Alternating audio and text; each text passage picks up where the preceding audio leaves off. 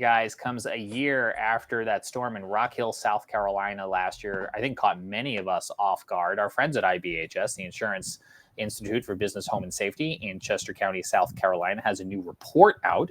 The QR code is on the screen right now because they were right there. They went from Chester to York County last year to go see that storm in Rock Hill. They shared some photos with us. Again, you can find their full report right now by scanning the QR code on your screen. But I also had a chance to catch up with Jake Sorber. You may remember him from our 500th episode of the Carolina Weather Group. He is a researcher there at IBHS. We went to his hail lab. We shot the hail out of the cannon. Dan's shaking his head yes, because I think he's itching to go on back. Right. That was a great time. It was a wonderful time. But Jake was telling me a little bit of what their science has uncovered a year after that overperforming storm in Rock Hill, South Carolina. So let's take a listen to my conversation. And this week does mark 1 year since what I'm referring to as the freak storm that hit Rock Hill on April 20th, 2024. Jake, that may not be a meteorological accurate term, the freak storm, but I know you went just one county over and saw that storm. You're absolutely correct. It was a freak storm, right? And SPC issued a marginal outlook on that day of the event. And when we see the Storm Prediction Center issue a marginal outlook, we're not saying, oh, there's going to be a ton of severe weather today, right? That's basically them saying this might happen. But normally we call those events mesoscale accidents, right? Because they weren't really forecasted. They're overachievers. They're overachievers, right? It was a mesoscale accident. After the storm passed Rock Hill, I was on scene right after the storm passed. And I found a high concentration of significant hail. So hail that's above 2 inches in maximum dimension, right? Severe damage to the siding of homes, the roofs of homes, the 80 to 90 mile an hour gusts from the rear flank downdraft of the storm blew over trees, right? So it was chaos in Rock Hill, especially in the southern part of Rock Hill. They got hit the hardest. That day reminded me a bit of what you guys uncover when you take your expeditions to go hail chasing out into the Midwest or the plains or someplace where storms like this are a fair bit more common. What was it like to see it in our own backyard? This event would be a severe hail event even by Midwest standards. So that's saying a lot because in South Carolina, we see hail events like this maybe once every decade. You have about a 5 to 10% chance each year of seeing a significant hail event like the one we saw in Rock Hill last year. Marginal SPC day, tier 1 out of 5. So we always say the chances of stuff happening is never zero, but I mean, it was low. I don't think anyone had this on their bingo card for that day. As a homeowner, I don't know that I would have been anticipating this type of event to come rolling on through. But if this is what can happen when a storm overachieves on a marginal day, we get slight and enhanced, even high risk days here in the Carolinas. So if somebody's considering, Jake, protecting their home against the next time a freak storm like this happens, what have you guys found at IBHS that homeowners might be able to act upon? Yeah, so here at IBHS, a lot of the research we do in the Hail Lab looks at the performance of roofing materials, mostly asphalt shingles, but we've also looked at metal, tile, so on and so forth.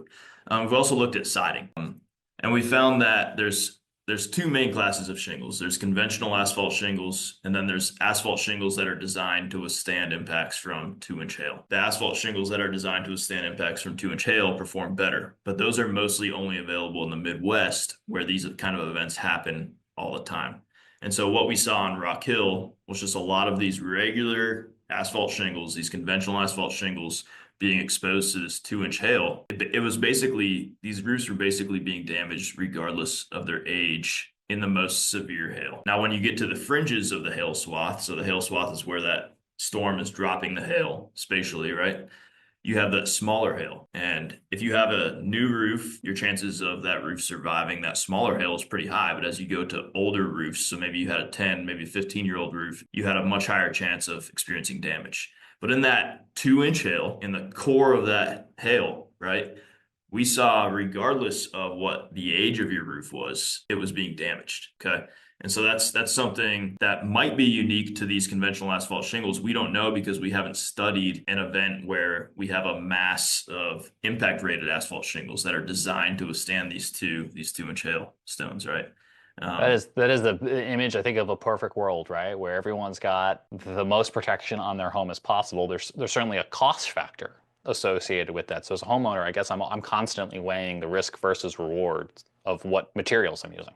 There absolutely is a cost factor. We would love it if every home in the United States had a good or excellent performing impact rated asphalt shingle. And I say good or excellent performing because that's how we rate them here, because not all impact rated asphalt shingles are created equally, right? But I will go on to say, since these products aren't readily available in South Carolina or on the East Coast in general, homeowners would have a hard time finding a way to source those shingles, right? And so there are things that homeowners can do beyond just the roof cover to protect their home. They can protect themselves against damage amplifiers, is what we here at IBHS would call them. And one of those damage amplifiers is water intrusion into the home due to roof damage.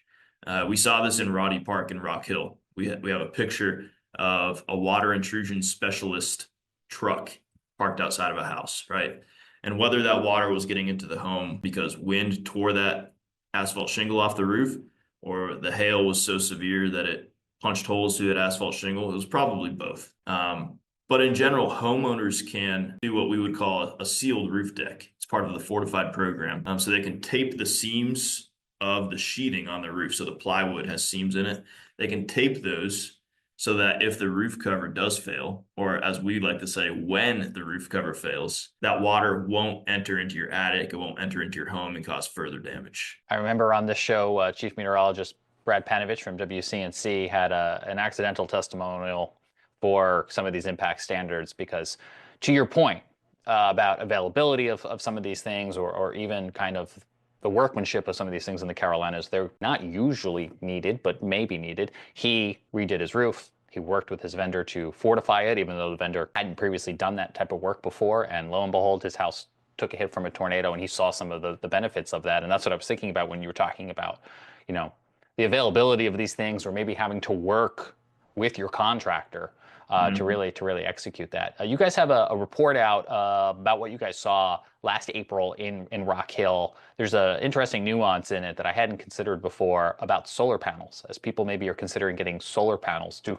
they act as like a shield against the hail, or does it just increase my damage now if I have broken solar panels too? Yeah, so they do in a sense act as a shield, but only at low severities.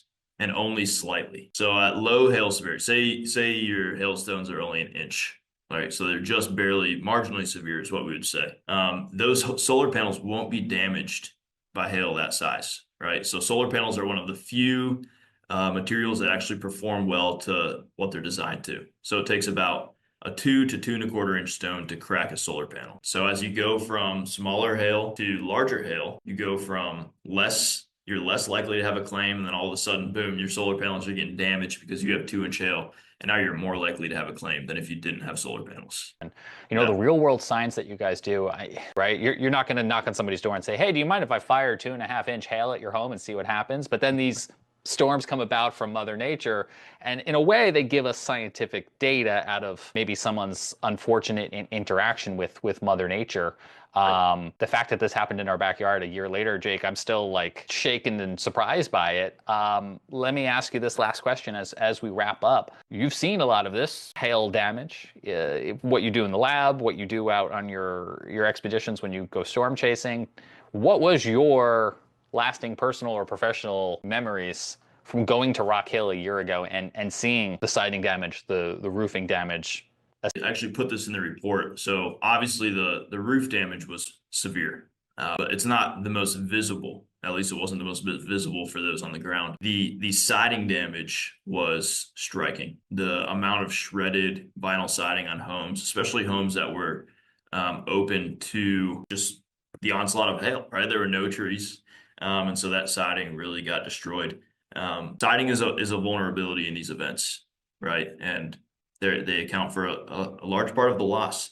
And I touched on it briefly, and I just want to say this region, or in the regions of a hail swath where the hail is large, 2 inches and above, right? The likelihood that your roof is going to get damaged is high.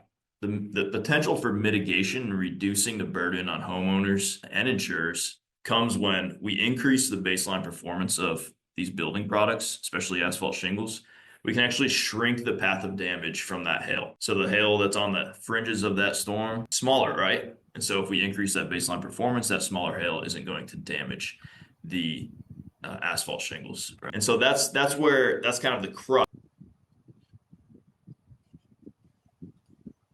It's really cool here in the Carolinas to have Jake Sorber and all his colleagues at IBHS right there in Chester County, South Carolina, centrally located. If you missed our 500th episode and want to watch some of the amazing science that they do, there's a link on the screen right now to check out what they do.